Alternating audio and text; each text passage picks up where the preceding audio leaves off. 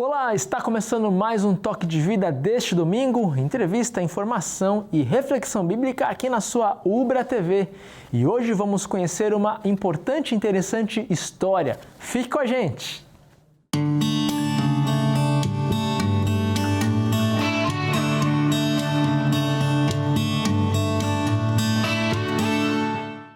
Hoje vamos conhecer a emocionante história da missionária Helena, que levou o Evangelho para a Guiné-Bissau, país da África Ocidental sob domínio português até 1974, que foi o ano de sua independência. Em 2011, Helena foi enviada pela Igreja Assembleia de Deus para atuar em uma casa de amparo, cujo objetivo maior é acolher meninas menores de idade que eram vítimas de casamentos forçados. Fique com a gente para conhecer e dar graças a Deus por este importante trabalho missionário na Guiné-Bissau.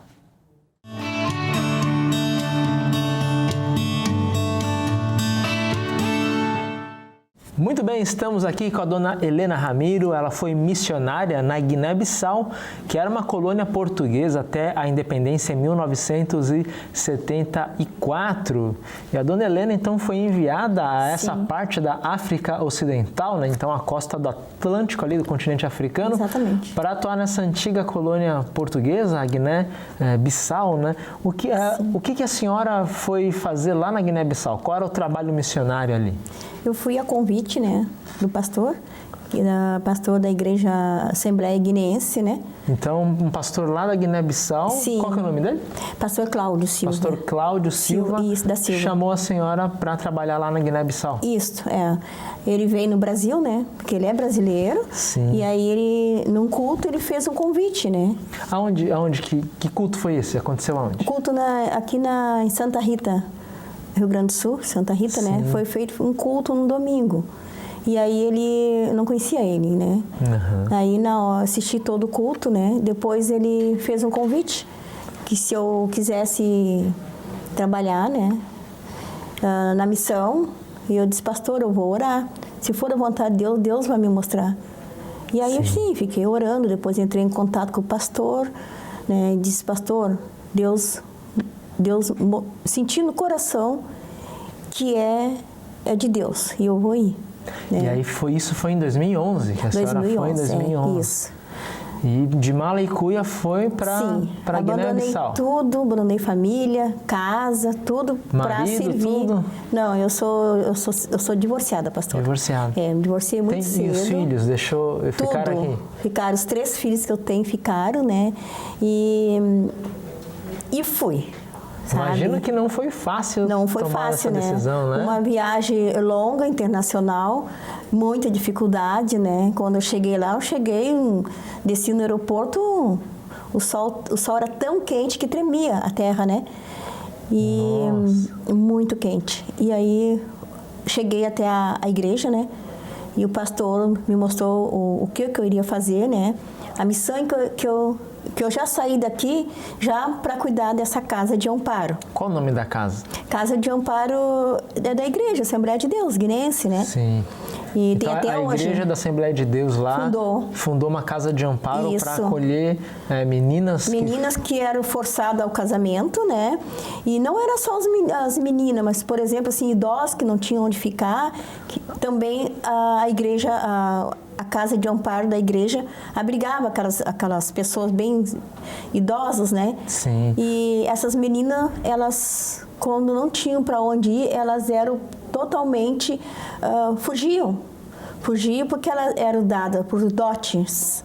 Dotes é arroz e feijão e porcos. Então, algumas famílias vendiam as meninas menores de idade pelo dote, que era o arroz, um pouco de exatamente. Comida. Então, meninas de 10, 11 anos já eram dadas em casamento para homens mais velhos. Mais velhos quanto? Olha, mais ou menos que eu calculava ali, pelo que eu via, aqui uns 40 anos, 50 anos. Nossa, então lá acontecia de homens de 40 anos de idade darem um dote para uma família para comprar uma esposa, uma menina para ser esposa. E muitas fugiam para as igrejas, né, que abrigam essas meninas, né? Tem várias igrejas lá que protegem as meninas, né? Uhum. E o pastor fundou por causa dessa situação das meninas, né? E então foi... Ali eu fazia o recebimento daquelas meninas, né? Quando faltava alimento, né? Eu comunicava com o pastor, eu fazia a triagem de recebimento daquelas meninas, né? E todas quarta-feira a gente fazia acompanhamento com as meninas, né? Para ver a necessidade de cada uma. Cada menina era uma história, cada família era uma história. Quantas meninas, mais ou menos, essa casa de amparo? Nós tinha 35 meninos, crianças também, que muitas vezes as crianças que não tinham comida, eles entregavam também. A família tinha lá um filho, não tinha como alimentar, Levava entregava lá para vocês. Era um orfanato também, junto ali? Tudo gerava, assim, sabe, em orfanato, em pessoas que... Por exemplo, eu recebi uma menininha lá de 2 anos. A mãe chegou com a menina, mãe aidética, o pai aidético, mãe com 18 anos, o pai com 18 anos, entregando a sua filhinha pequena também aidética para nós. Poxa vida. E a dificuldade financeira também da Casa de Amparo era muita.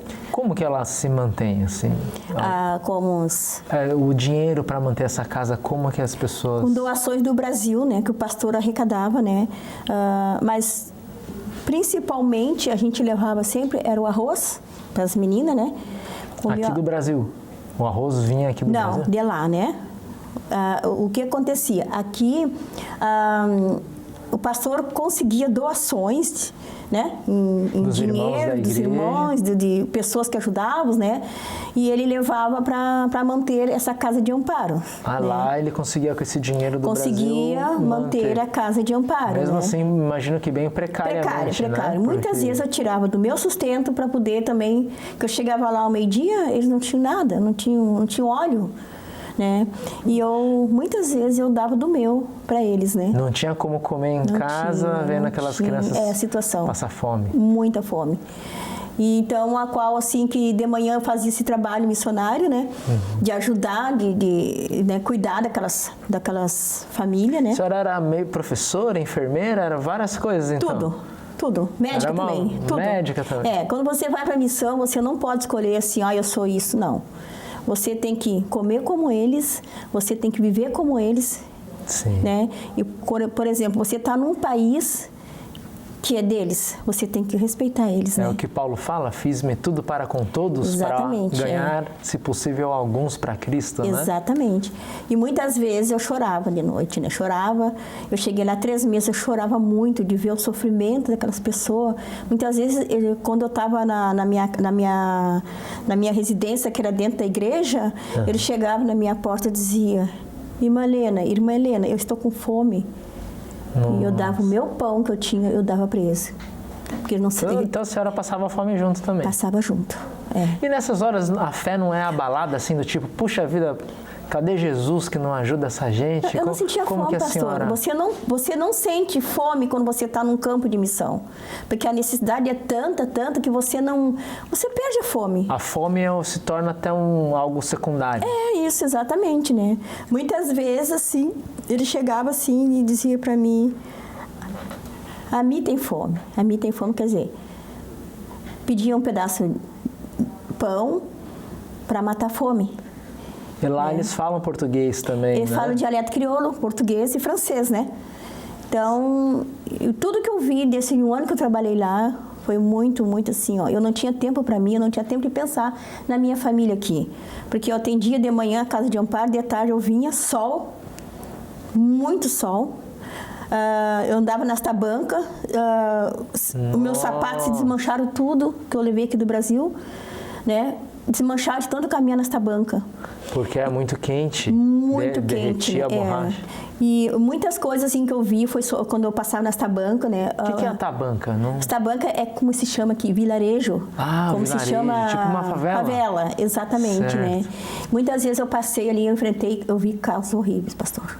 De menininha, criancinha pequena, os adolescentes, né, os rapazes, estrupando aquela criança ali. 2, 3 anos de idade. Tu vê a criança chorando, correndo sangue, né? Assim, a senhora via ao vivo ali? Ao vivo, é normal. Assim, não pegava no flagra praticamente? No fraga. Ou seja, era corriqueiro, era aquilo algo... ali para eles é normal, né? E as leis lá de Guiné-Bissau as leis muito precária, né, pastor? Muito precária. Mas é crime lá fazer isso, assim? Não pode, né? Não a pode, lei do país... mas é que o país... Não tem policiamento, então... Não tem aquela força, sabe? Aquela força-tarefa deles irem para o tribunal, não existe isso aí, então, pastor. se comete esses crimes e não há um julgamento. Não tem, né? Aí, assim, às vezes, por exemplo, né, eu tive um caso, né, que... aconteceu que a menina que eu encontrei na igreja, né, toda hematomas horríveis, né, era todo dia uma surra que ela apanhava da tia, né, porque essa menina era de Senegal, mas quando nasceu foi entregue para a tia, né, porque é a cultura Sim. deles, né. E aí essa menina chegou no templo da igreja, assim, chegou buscar água. E carregava lá, eles carregam água tudo na cabeça, né, bacia de água o dia todo carregando água, né. E essa menina chegou toda cortada com fio de luz de cobre. Mas antes da senhora contar essa história, né? A gente vai colocar algumas fotos do trabalho da senhora ali Sim. na Guiné-Bissau, né? Então a gente tem fotos ali da missão, então a dona Helena atuando ali na missão com essas crianças, né? Na Guiné-Bissau, ali palestrando na igreja também, uma igreja bonita, tudo, né? Mas antes da senhora falar da história dessa menina, que é uma história especial, né? Eu tenho que falar assim que a AMIC, que é a Associação da Amigo das Crianças ali, que é o Conselho Tutelar, diz que 40% das meninas de menores de idade já estão casadas. Sim. Então quase a metade das meninas menores de idade já estão casadas de forma forçada. Porque são prometidas, né? Já estão prometidas para o casamento, né? E obviamente que a gente pode supor que muitas sofrem abusos sexuais porque elas não querem casar tão cedo. São forçadas, até às vezes sofrem abuso até dos seus familiares, né? Dos próprios tios, né? Exatamente. E também eu também fiz uma travessia para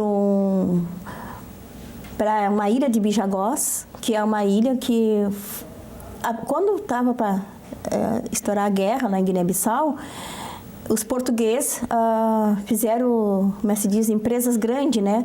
Do outro lado da ilha. Sim. E ali também, aquele pessoal, a gente fez uma travessia, pastor, numa canoa precária, né? Se chover, se afundava com nós dentro. Sim, né? Bem perigoso. E eles foram esquecidos do outro lado.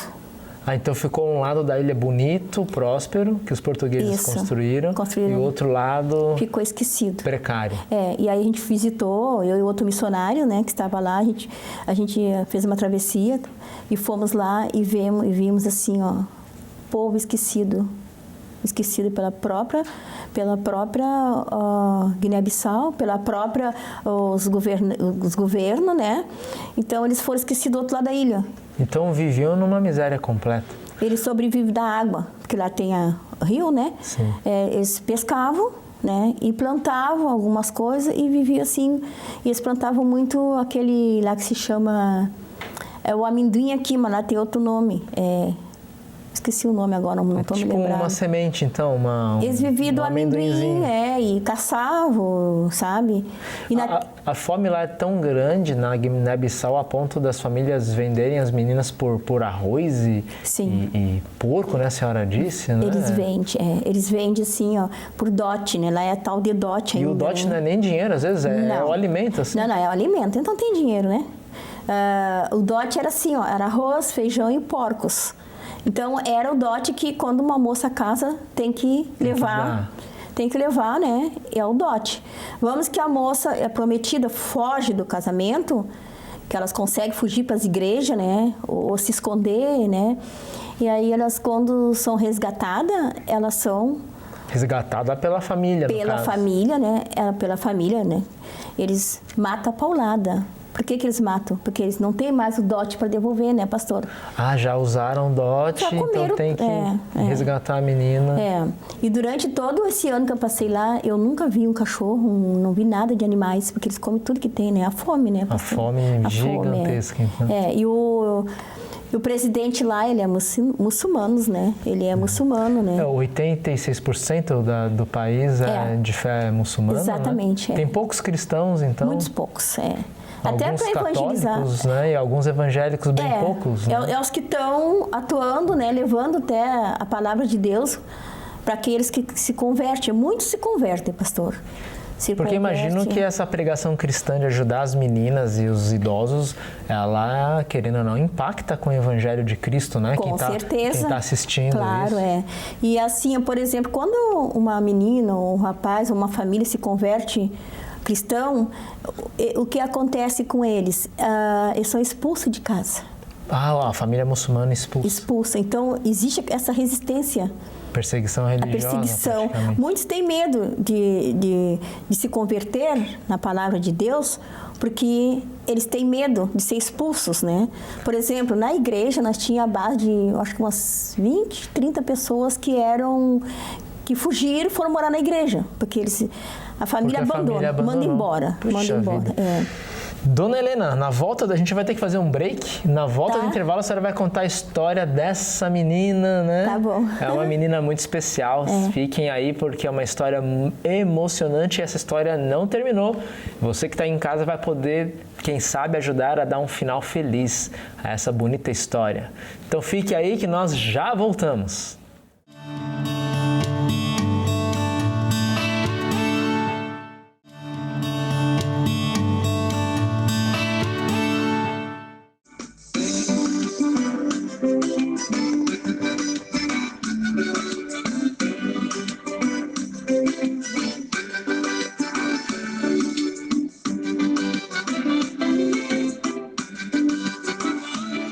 Muito bem, voltamos para falar sobre a missão na Guiné-Bissau, país da África Ocidental, que foi colônia portuguesa e é um dos países que mais sofrem com o casamento infantil das meninas.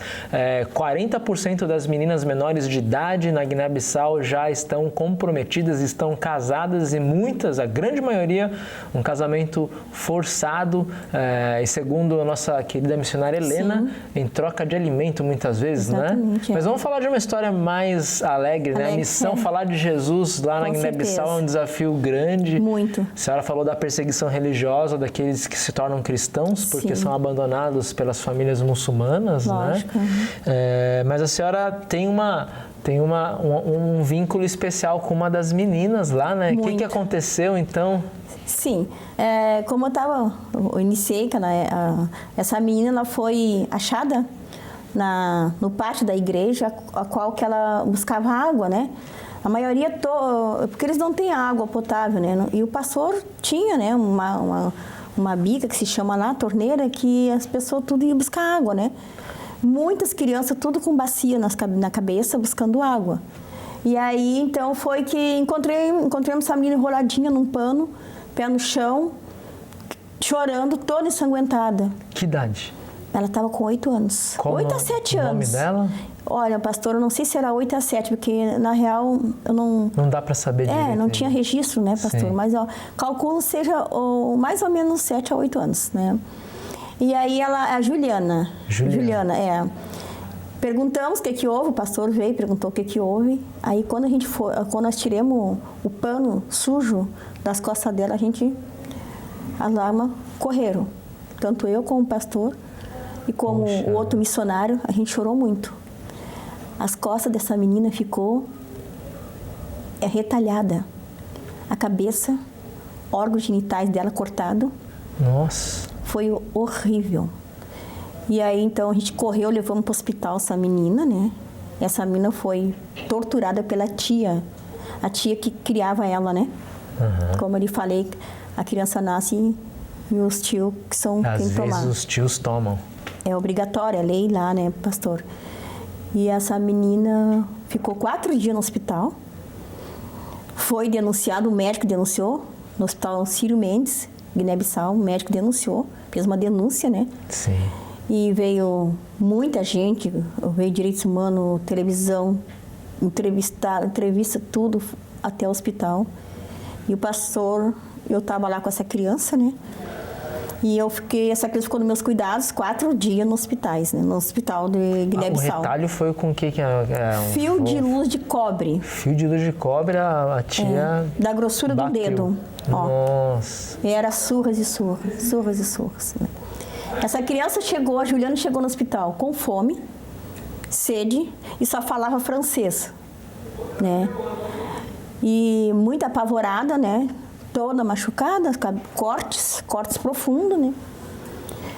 A tia foi presa, mas lá ficou 6 dias presa, levou a mesma surra e soltaram. Porque as leis lá não... Bom, não é muito diferente às vezes do Brasil também, né? Mas aqui ainda a pessoa... Bem um pouco melhor. Um pouco mais, né? E depois de 6 dias soltaram, e essa menina ganhou alta hospital e foi para a igreja comigo, né? O qual a MIC, que é o Conselho Tutelar, me deu a guarda dela, né? No entanto, eu tenho a guarda da Juliana até hoje. E hoje ela está com que idade? A senhora foi em 2011, ela tinha 7, então hoje está com seus 16 anos? 16 anos, está com 16, né? Vai fazer 16 agora esse mês, por aí, né?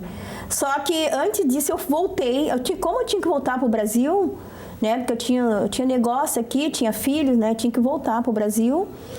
E eu voltei em 2015 para buscar essa menina de novo, a Guiné-Bissau. Eu não tinha condições, pastor, de buscar ela, mas aí a igreja me ajudou em passagem, né? Sim. Nessa época eu gastei 6.900, pastor, para ir lá buscar a Juliana. Nossa. Aí o pai dela veio essa tia, né, que fez as torturas, né? Veio tudo, conversaram com a diretora, que ela estava na Casa Emanuel, né? Sim. Que a primeira vez que eu a Casa Emanuel é a casa de amparo. Instituição de crianças que é abandonada para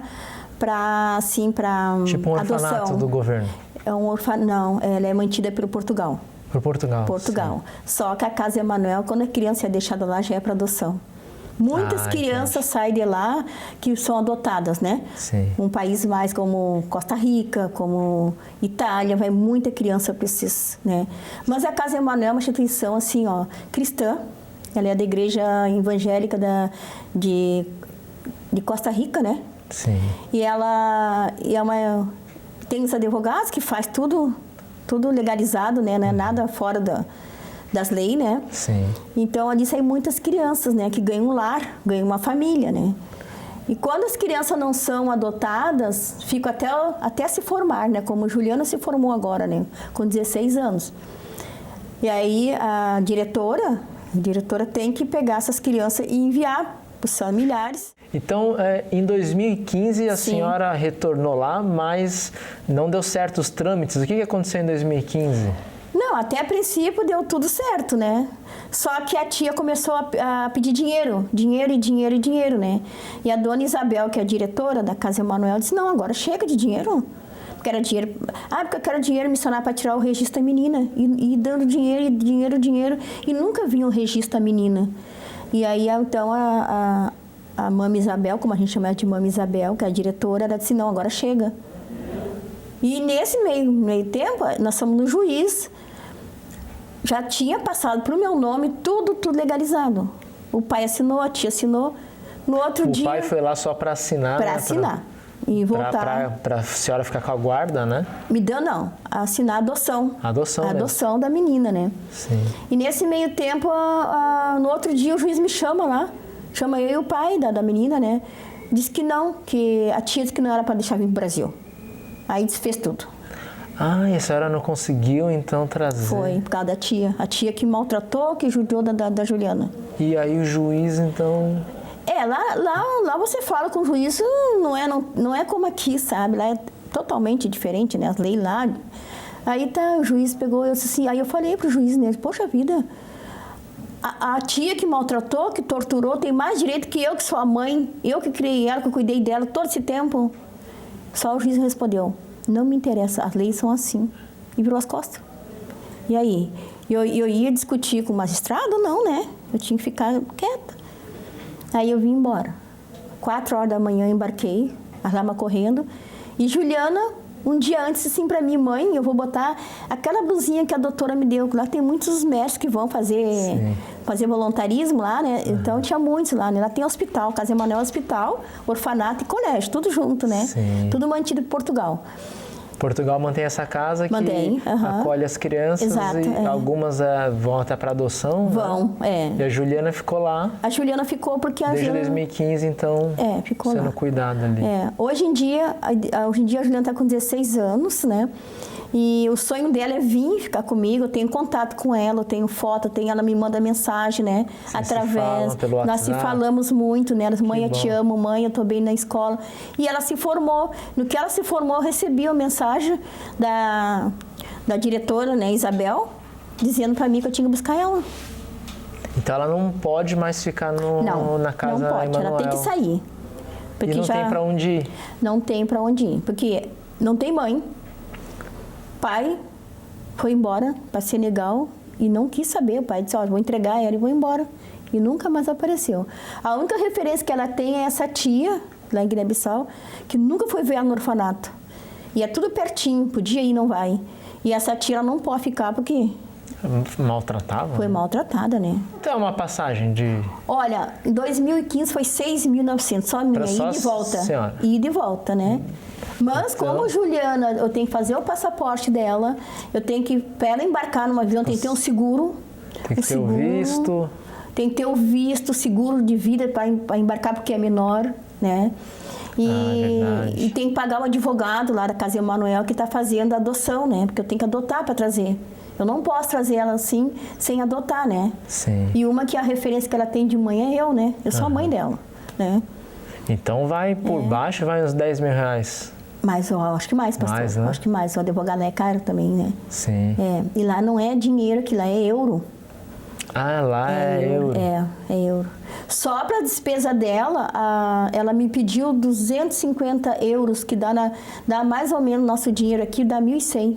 É, isso mesmo. E o meu salário é salário de aposentado, né? Eu sou aposentada, né? Sim. Então, é previdência, né? E tem os filhos ainda aqui, né? Eu tenho 3 filhos, né? Todos concordaram de eu adotar ela, né? Qual a idade dos filhos? Eu tenho o Alexandre, que está com 40, o Willi está com 35 e tem a Débora, que está com 26. Ah, já são? 26? Não, o Willi está com mais, eu acho. Tem neto já, então? 4 netos. Olha que bênção. Então, e a gente assim, é cristão, a gente é da igreja, né? Uhum. E a gente sempre procura ajudar o próximo, né? Eu sempre fui de ajudar. Eu tiro de mim, pastor, para dar para as pessoas. Assim como Cristo nos amou, né? Exatamente. A gente ama o próximo, né? Levar o evangelho é isso, né?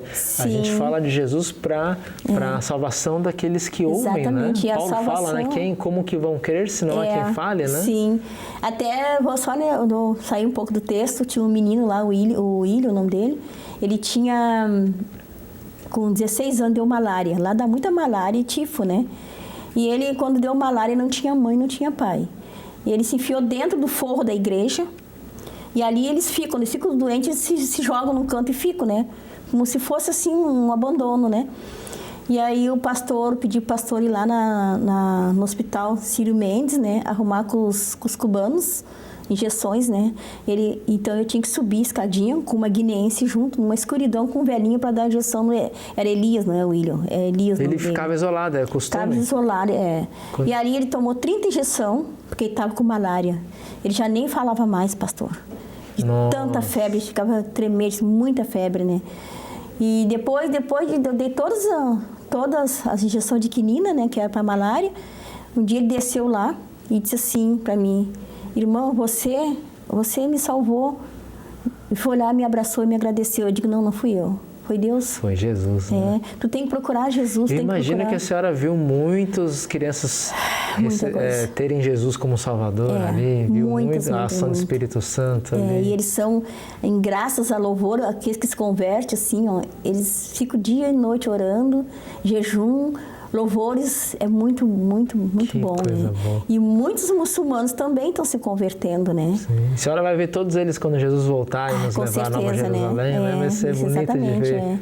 Vai ser uma festa, né? Vai ser lindo. Até quando a gente sai para evangelizar, você não pode sair sozinha porque você é apedrejado. Por você causa tem da que ir perseguição, né? da Bíblia. Eles não aceitam a Bíblia, não pode, né? Não, é o Alcorão, né? É o Alcorão porque... E como que evangeliza lá então, assim? Como que vai levar o evangelho para fora? A gente vai sempre com um africano junto, né, pastor? Aí eles param, né? Respeito, né? Mas se você vai sozinho, um pastor vai sozinho, eles perseguem, pastor, eles perseguem, não pode. Mas vamos voltar lá ao caso da Juliana. Sim. Vou colocar então os dados bancários da senhora. Sim. Quem puder ajudar enviando... Né? Que é uma causa justa, né, pastor? Porque a senhora vai precisar de todo o amparo possível ali para buscar a Juliana, né? Ela é batizada já? Ela é cristã? Ela é cristã, mas ela é lá da igreja porque a diretora, ela é pastora. Ai, que bom. Então ela está no caminho de Jesus. A diretora Isabel, ela é dentista, ela é médica, faz cesárea, ela é tudo, né? Então a Juliana está nos braços de Jesus. Tá. Ela é batizada. Mas a senhora quer ela aqui, né? Sim. E ela quer vir para cá, né? Sim, com certeza, né? Até porque eu acho desumano, né? Deixar uma menina lá, que te chama de mãe, uma menina que não tem para onde ir, não tem família, foi criada dentro do orfanato, primeiro com a tia que era torturada, né? Torturas fortes, quase todos os dias, né? Maltratada. E lá na Casa Emanuel ela foi para a escola, a primeira vez que ela foi para a escola, que ela teve comida, que ela teve roupa, calçado. E agora não pode mais ficar na casa, tem que vir para o Brasil, Tem que vir para o Brasil. Então, muito obrigado, dona Helena, pela sua presença aqui, entrevista riquíssima, né? Sim. A gente vai colocar lá seus dados para quem puder ajudar, então, a missionária Helena. Por favor, faça a sua ajuda, a sua oferta de coração, né? Ajude a dona Helena a trazer a Juliana, que é uma menina da África, do país da Guiné-Bissau. Ela sofreu vários abusos durante a infância, foi criada ali pela Casa de Amparo e também pela dona Helena. Depois ela esteve na Casa Emanuel e agora, por se formar no 2º grau, ela não pode mais ficar ali no orfanato, uma espécie de orfanato. Ela precisa sair, mas ela não tem mais família. A família dela, a dona Helena, que está aqui no Brasil, e a dona Helena tem que ir até a África, até a Guiné-Bissau, para trazer então essa filha de adoção para o nosso país. Quem puder ajudar, então os dados estão aí, toda a ajuda, toda a oferta é muito bem-vinda. E aí, quando a dona Helena trouxer então a Juliana, espero que o mais rápido possível, ainda esse ano, em 2019, nós vamos convidar a senhora de novo. Sim. E também a Juliana. Trazer. E nós vamos agradecer aqui no programa todos aqueles que realizarem então essa ajuda. Quem não puder ajudar com dinheiro, faça sua oração, ore pela Juliana, ore pela dona Helena, pela Guiné-Bissau, pelo trabalho das igrejas cristãs ali naquele país, que sofrem com abuso infantil, com casamentos de meninas menores de idade, casamentos forçados. Eu também convido você a permanecer aí, nós temos o 3º bloco com mensagem bíblica e oração, e também convido você a enviar a sua mensagem, sugestão, pergunta para o contato que aparece aí na tela. Foi um prazer estar com você, aguardamos você na próxima entrevista. Fique com Deus e até lá!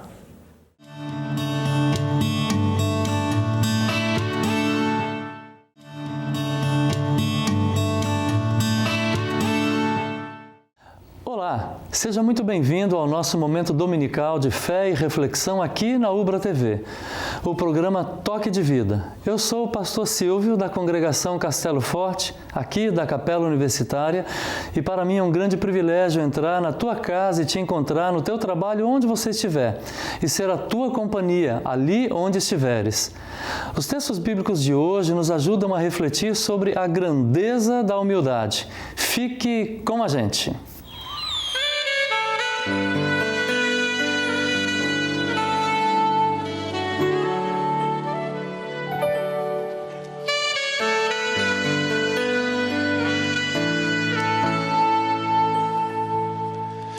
Por mais simples que o amor se pareça, traz no gesto, no olhar a certeza do que é capaz.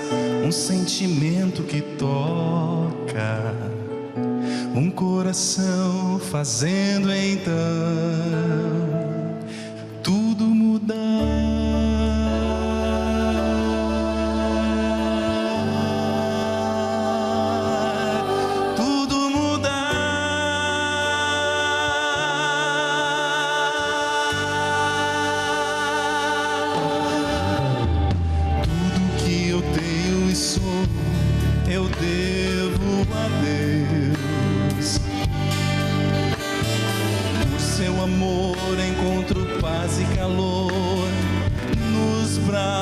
braços teus, mesmo quando a solidão se faz, quando a dor insiste em machucar. Na Bíblia tenho a certeza que Deus é minha rocha e fortaleza.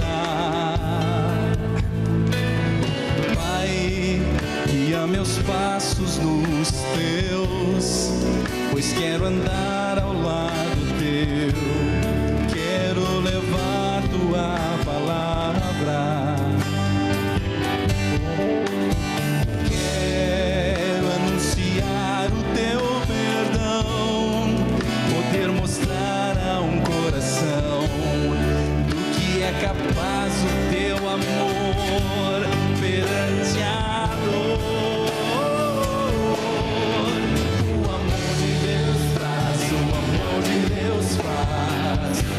Mudar um coração, o amor de Deus faz, o amor de Deus traz vida eterna em seu perdão.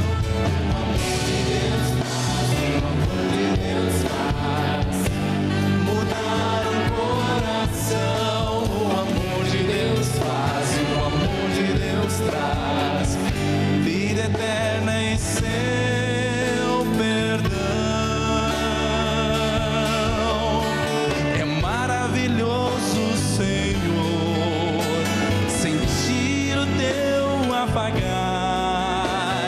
Paz e consolo que um outro jamais vai me dar. É maravilhoso, Senhor, sentir o teu apagar. Paz e consolo que um outro jamais vai me dar. O amor de Deus traz, o amor de Deus faz. Mudar um coração, o amor de Deus faz, o amor de Deus faz. Vida eterna em seu perdão. O amor de Deus, o amor de Deus. Mudar um coração, o amor de Deus. Vida eterna em seu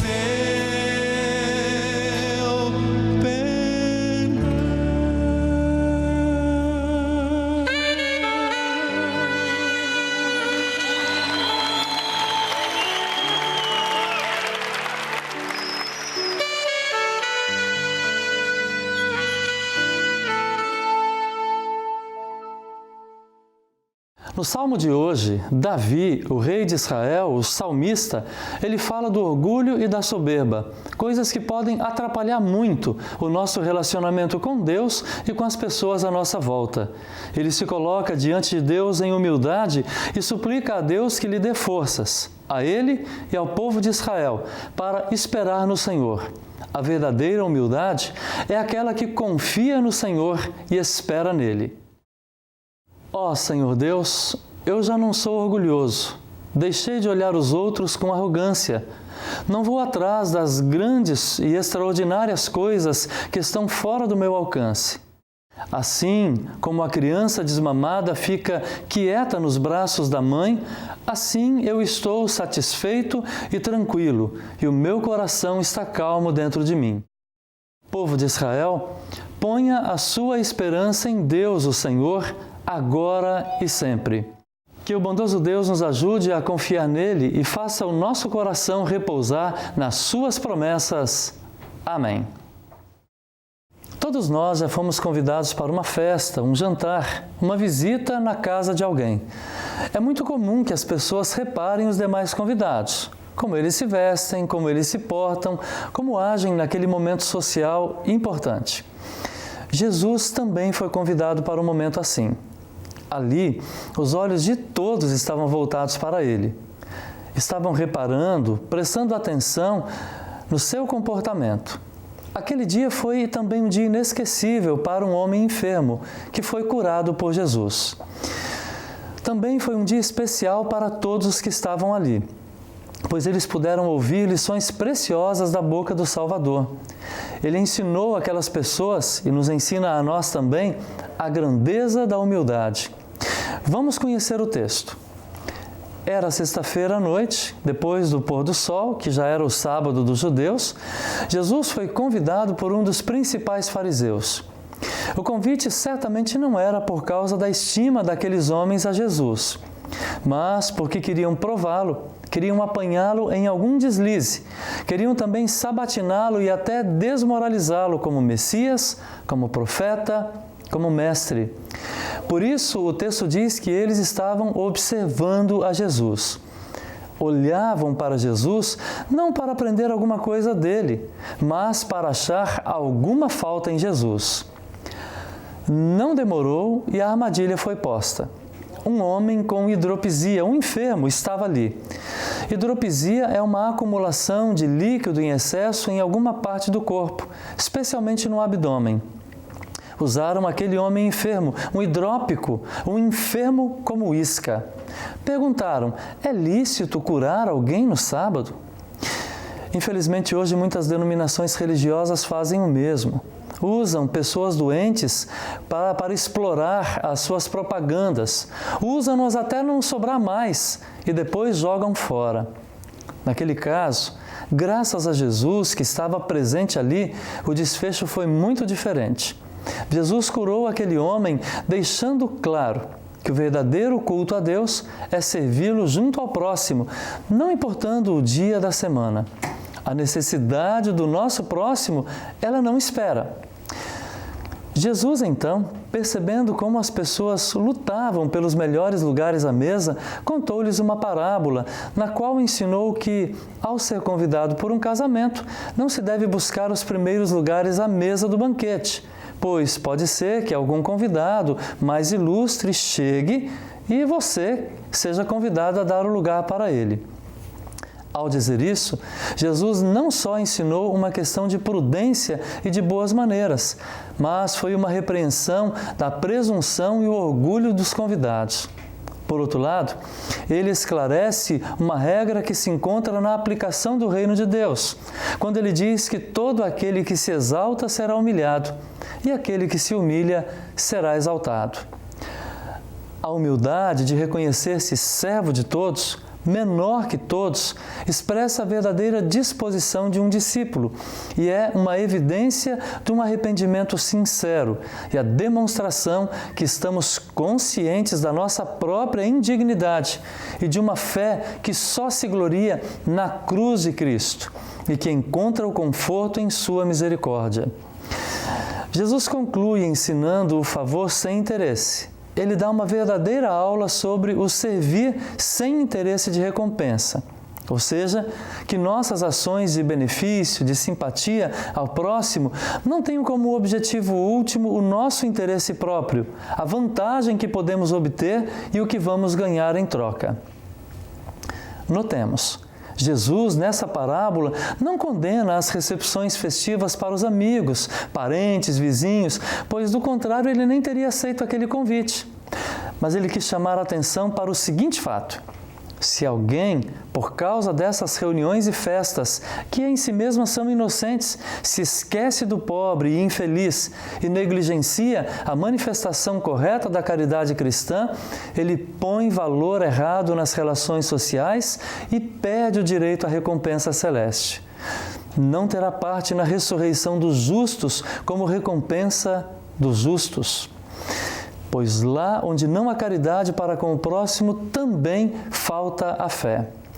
Lutero dá um resumo desse trecho do Evangelho dizendo bem assim: caridade e precisão precisam ser normas para todas as leis, e não deveria haver qualquer lei que não pudesse ser determinada e interpretada conforme o amor.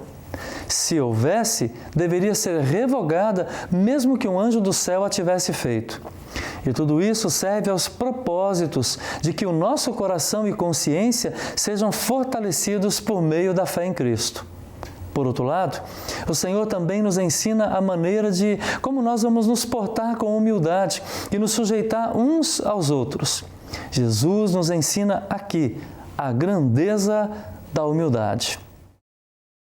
Duas maneiras graves de atingir o próximo e feri-lo é quando nos consideramos maiores, mais importantes, mais nobres, mais privilegiados que os outros, e quando desprezamos, quando depreciamos, quando damos pouco valor ao próximo. Quantas vezes você e eu pensamos de nós mesmos mais do que de fato nós somos?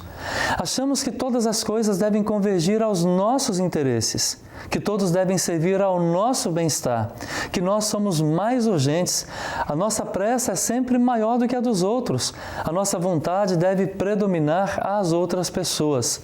Somos mais bonitos, mais nobres, mais inteligentes, só nós sabemos fazer as coisas e só o nosso jeito é certo.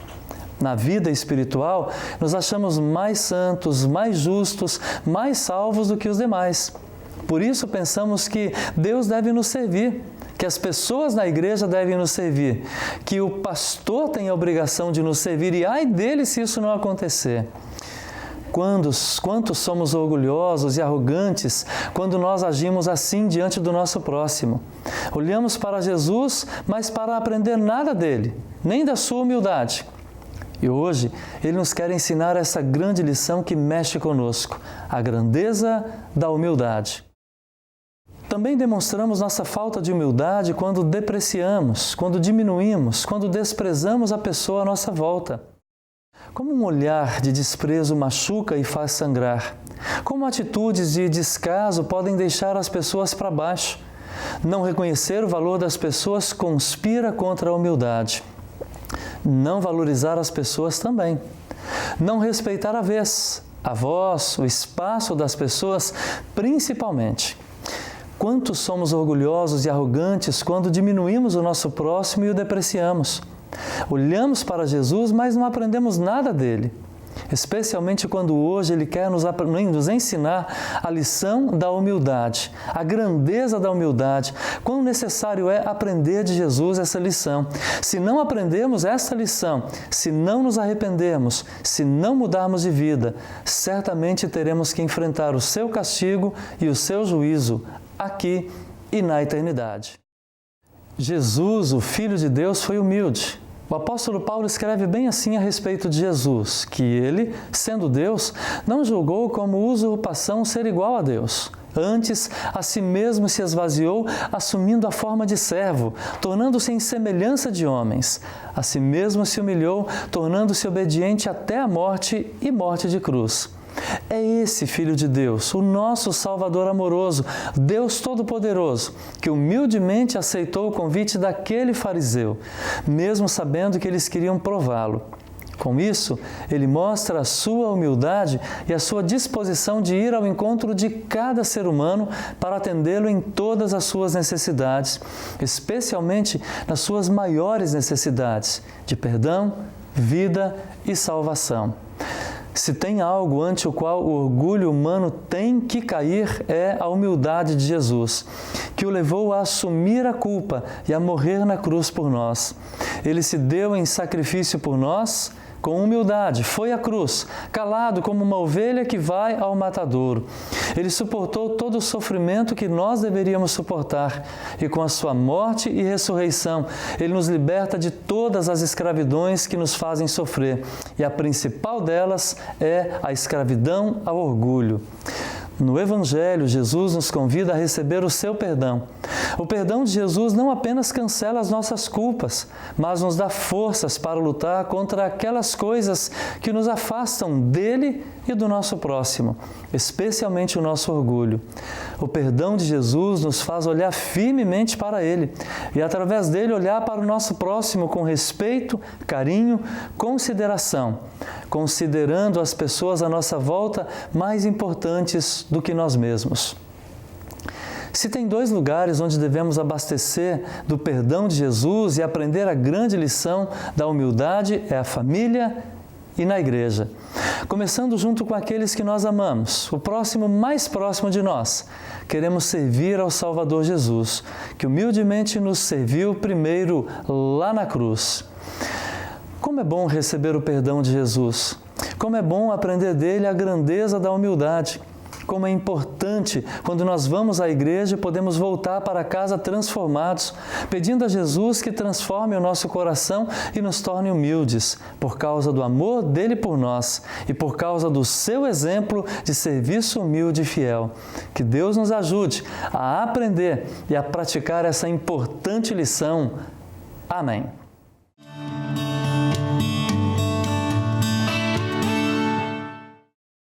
Estamos chegando ao final de mais uma edição do Toque de Vida de domingo. Não apenas eu, mas também Deus se alegra muito com a sua companhia. Lembre-se que temos toques de vida todos os dias para você. De segunda a sexta, temos os nossos drops diários às 8 horas da manhã e aos sábados às 12h50. Aos domingos, às 8 horas, nosso programa com a duração de 1 hora, trazendo ótimas entrevistas e um enriquecedor momento de reflexão. Se você gosta de ouvir rádio, sintonize a Rádio Mix Porto Alegre 107.1. Lá temos um minuto Toque de Vida todos os dias por volta das 7 horas da manhã e 18h40 da tarde. Receba o meu carinhoso abraço.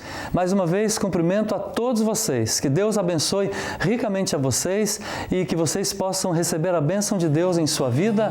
Até a próxima semana. Fiquem com Deus.